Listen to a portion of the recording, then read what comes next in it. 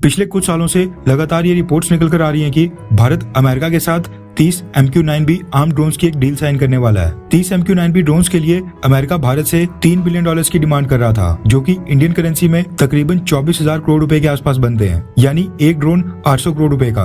दोनों देशों के बीच ये डील कुछ कारणों से साइन नहीं हो पा रही थी, जिनको फिलहाल के लिए पब्लिक तो नहीं किया गया है, लेकिन सोर्सेज का कहना है कि भारत चाहता है कि अमेरिका MQ-9B ड्रोन्स के प्राइसेस भारत के लिए थोड़े कम करे, जिसके ऊपर अमेरिका बिल्कुल भी नहीं मान रहा है। इसी को देखते हुए भारतीय सरकार ने इस कॉन्ट्रैक्ट को छोटा करने का फैसला किया था। भारत पहले 30 प्रीडेटर ड्रोन्स खरीदना चाहता था, 10 इंडियन एयरफोर्स, 10 इंडियन आर्मी और 10 इंडियन नेवी के लिए, लेकिन क्योंकि अमेरिका प्राइसेस कम करने के लिए बिल्कुल नहीं मान रहा था, इसलिए भारतीय सरकार ने तय किया कि जब तक भारत के स्वदेशी कॉम्बैट ड्रोन्स पूरी तरह से रेडी नहीं हो जाते हैं, तब तक हम छोटी संख्या में अमेरिका से कम प्रीडेटर ड्रोन्स परचेज कर लेंगे। इसके लिए एक कमेटी का गठन किया गया, जिसको तय करना था कि वो छोटी संख्या कौन सी होगी। इस कमेटी को लीड कर रहे हैं इंटीग्रेटेड डिफेंस स्टाफ के लेफ्टिनेंट जनरल रैंक के ऑफिसर। इसी कमेटी को डिसाइड करना था कि हम कितनी संख्या में प्रीडेटर ड्रोन से अपना काम चला सकते हैं, क्योंकि जब तक इंडिया के पास अपना स्वदेशी मिसाइल स्ट्राइक कैपेबिलिटीज वाला ड्रोन नहीं आ जाता, तब तक के लिए तो हमें कुछ कॉम्बैट ड्रोन्स चाहिए ही होंगे। इसलिए ये फैसला किया गया था। अभी ये कमेटी डिफेंस मिनिस्ट्री को अपनी रिपोर्ट सबमिट करने वाली थी कि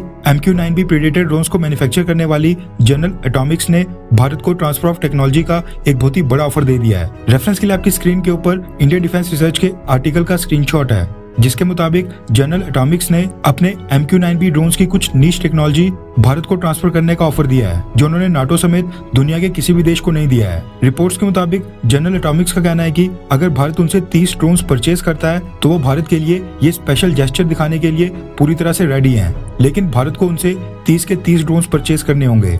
अभी ये कंफर्मेशन नहीं आई है कि वो कौन सी निश टेक्नोलॉजीज हैं जो अमेरिका की जनरल एटॉमिक्स भारत को ट्रांसफर करेगी, लेकिन इस रिपोर्ट में ये क्लेम किया गया है कि Bharat detect and avoid system की टेक्नोलॉजी में इंटरेस्टेड है। दरअसल डिटेक्ट एंड अवॉइड सिस्टम ऐसी टेक्नोलॉजी है जो अनमैन्ड एरियल व्हीकल्स को सिविलियन कमर्शियल प्लेन्स की एयर स्पेस में उड़ने में सक्षम बनाती है, जो कॉम्बैट ड्रोन्स को एनिमी के खिलाफ एक बहुत ही बड़ा एडवांटेज देता है। एक एडवांस्ड और capable detect and avoid system civilian air space में फ्लाई करते समय भी कमर्शियल प्लेन्स को अच्छे से आइडेंटिफाई करता है और कॉम्बैट ड्रोन्स को उनसे टकराने नहीं देता है। अगर कॉम्बैट ड्रोन्स में टेक्नोलॉजी ना हो, तो फिर कॉम्बैट ड्रोन्स को अपने मिशंस के लिए एक सेपरेट एयर कॉरिडोर चाहिए होता है, जहां पर वो अकेले फ्लाई कर सके।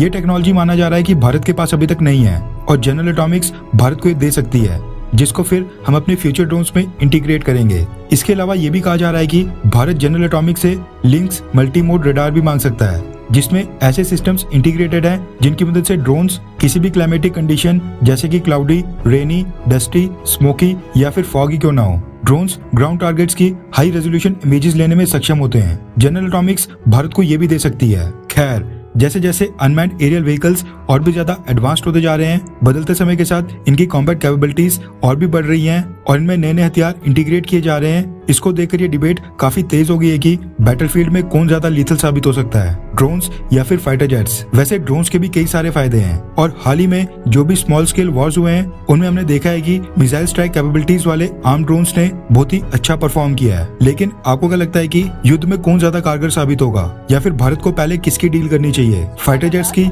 या फिर ड्रोन्स की? नीचे कमेंट करके अपनी राय जरूर बताएं।